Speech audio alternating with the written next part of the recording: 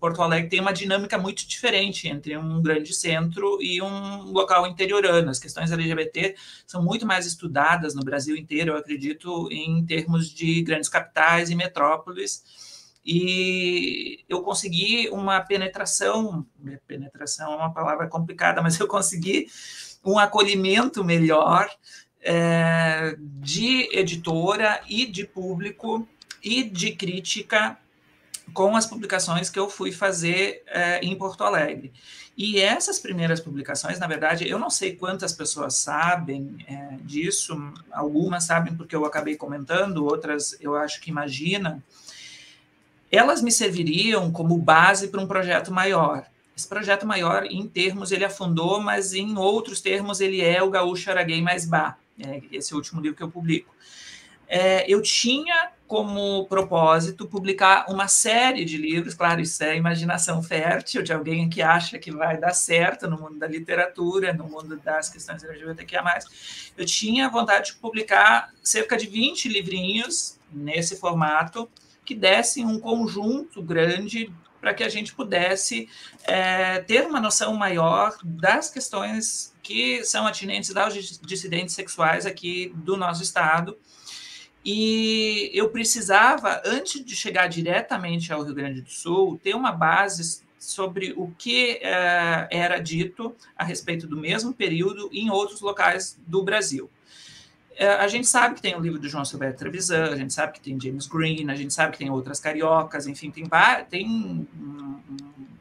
um arcabouço bem significativo para a gente buscar essas fontes, mas eu, como pesquisador, e aí já como autodidata, antes de ter entrado para a Univers, eu sempre preferi revisitar as fontes ou procurar outras fontes, porque eu não sei se isso é metodologia dentro das universidades e se isso é decorrência do pouco tempo que existe, mas os trabalhos universitários, a gente vê muito que a pessoa pega um detalhe e faz toda uma história da arte, uma metodologia que fica compridíssima e o tema é pequenininho e no final ela tenta fazer uma conclusão muito abrangente em cima daquele detalhe que ela pesquisou. E isso, para mim, é muito complicado de trazer como arcabouço, porque a gente sabe que a gente precisa de uma leitura de mais fôlego, né, em termo temporal, em termos de material a ser analisado. E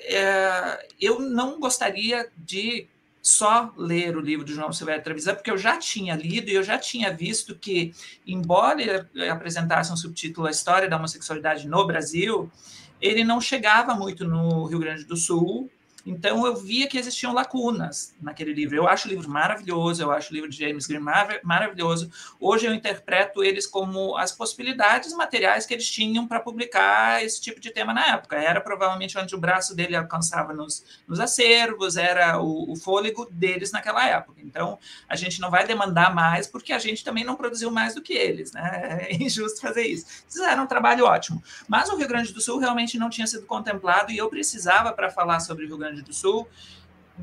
de um panorama, e eu não queria ler o que um outro já disse, o que um outro já concluiu, que eu acho também um pouco complicado nas nossas áreas de ciências humanas, de reproduzir muito o que os outros já disseram, que já está consolidado, enfim, tal. Então, eu fui procurar fontes para tentar entender o que se falava no século XIX, principalmente, porque ali a virada do século XIX para o século XX é muito importante para as nossas questões, para o estudo das questões LGBTQIA+. E, para sorte minha, eu encontrei, no caso do Babá, um escritor gaúcho que estava lá num grupo de 3 escritores, que é o Pardal Malê. Ele é gaúcho, mas ele saiu muito cedo aqui do nosso estado, não tem praticamente vinculação, eventualmente publicava aqui, em jornais aqui, mas ele falou sobre um negro, né, na virada do século XIX para o século XX, provavelmente escravizado ou alforriado, a gente não tem essa informação, mas ele falou sobre, ele publicou um obituário de um negro homossexual. Eu tive algumas críticas em relação à proposta de trabalhar esse personagem histórico biograficamente, porque eu tentei achar todos os elementos que me dissessem alguma coisa dessa figura, porque estava no auge do uso do conceito do lugar de fala. Então, a gente tinha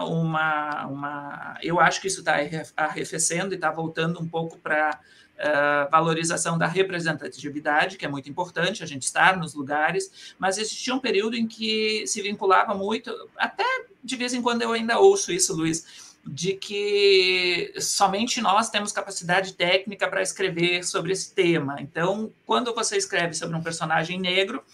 eu tentava explicar para as pessoas que o que me chamou a atenção no personagem era a homossexualidade, e que eu seguia este fio, que eu citava, claro, que ele era um personagem negro, mas não tomava isso como central na minha narrativa, e que se quisessem falar em termos de lugar de fala, a homossexualidade é o meu local de fala, né? É o meu local de fala. Mas eu tive algumas críticas em torno dessa publicação. Mesmo assim, ela foi bem recebida pela maioria do público. Essas críticas, elas são internas, elas acabaram desaparecendo, porque, como eu disse hoje, é uma posição minha, eu não sei como é que estão os demais estudiosos, porque eu gosto muito de publicar fora da academia, eu acho que me liberta um pouco, a gente sabe que tem metodologicamente necessidades e amarras, e eu gosto muito de me libertar um pouco para publicar. E eu não sei como é que isso está estabelecido, como é que isso está consolidado, mas a minha percepção é que a gente jamais pode dizer, por exemplo, um heterossexual não vai conseguir escrever o Gaúcho era gay mais bar de uma forma eficiente. Segundo o meu raciocínio, ele pode até escrever melhor do que eu, porque eu sou uma pessoa que trabalha no INSS,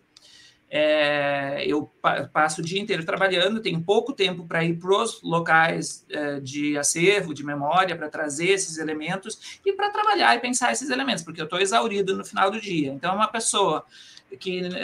é heterossexual, que tenha disponibilidade de tempo, que se interesse pelo tema, eventualmente, se quiser, ela pode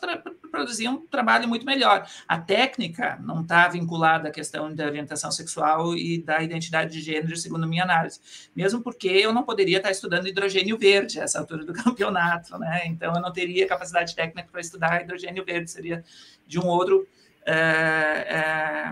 grupo. Mas eu me aventurei, então, a tentar entender como essas questões eram entendidas no Brasil, não utilizando os livros clássicos que a gente tinha, João Silvério Trevisan, James Green, outras cariocas. Claro que quando você diz que você já leu esses livros, tem algo que você carrega deles e é indelével. Não tem como dizer que eu não tenho algo, não tenho marcas do Foucault, da Judith Butler, de João Silvério Trevisan, que eu adoro, de James Green, tenho marcas dele sim, mas eu tentei me distanciar para tentar elaborar a partir das fontes primárias. E fui fazendo essa pesquisa,